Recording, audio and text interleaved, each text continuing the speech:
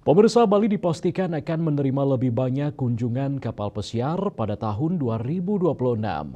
Peningkatan ini dinilai akan menjadi pendorong kuat bagi sektor pariwisata daerah, sekaligus memberikan dampak ekonomi signifikan bagi transportasi, UMKM, dan berbagai jasa pendukung lainnya.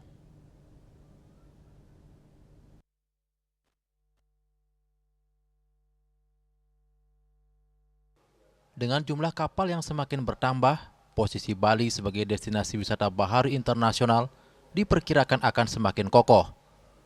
Industri kapal pesiar global menerapkan sejumlah regulasi internasional yang ditetapkan oleh International Maritime Organization atau IMO. Pelaku industri kapal pesiar, Daniel Paulus Ferdinand, menilai dalam menghadapi peningkatan kunjungan, Indonesia dan Bali pada khususnya perlu menyesuaikan standar tersebut, sekaligus memastikan kelancaran birokrasi, terutama saat kapal melakukan proses standar. Berbagai regulasi terkait keimigrasian dan kepelabuhan juga menjadi prioritas untuk diperkuat agar pelayanan berjalan lebih efisien. Pengembangan pelabuhan benua sebagai Bali Maritime Tourism Hub turut membuka peluang besar bagi sektor UMKM. Penyiapan kios-kios UMKM dengan produk berkualitas menjadi langkah strategis untuk meningkatkan pendapatan pelaku usaha lokal, sekaligus menghadirkan pengalaman belanja yang menarik bagi wisatawan kapal pesiar.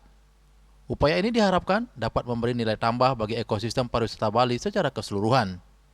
Peningkatan layanan juga didukung melalui digitalisasi sistem Inaportnet yang diterapkan Kementerian Perhubungan menjadi instrumen penting untuk mempercepat berbagai proses administrasi dan operasional di pelabuhan.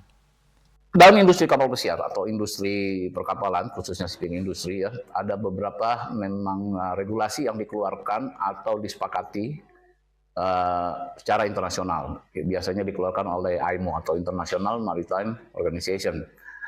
Dan dalam penerapannya, kami berharap juga kita sesuaikan standar dan juga ada kemudahan yang dalam hal birokrasi, khususnya saat kapal akan tambat kapal, urusan keimigrasian, maupun urusan yang sifatnya berkenaan dengan regulasi keimigrasian maupun regulasi dari Kementerian Perhubungan. Dan juga sektor UMKM ya, diharapkan juga di Pelabuhan Benua itu sendiri ya disiapkan juga ya sebagai Bali Maritime Tourism Hub ya. Itu kios-kios UMKM yang memang menawarkan barang-barang juga yang berkualitas ya.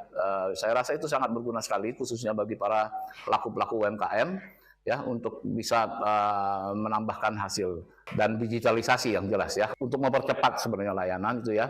Salah satunya juga diterapkan di Kementerian Perhubungan dengan adanya Inaportnet ya.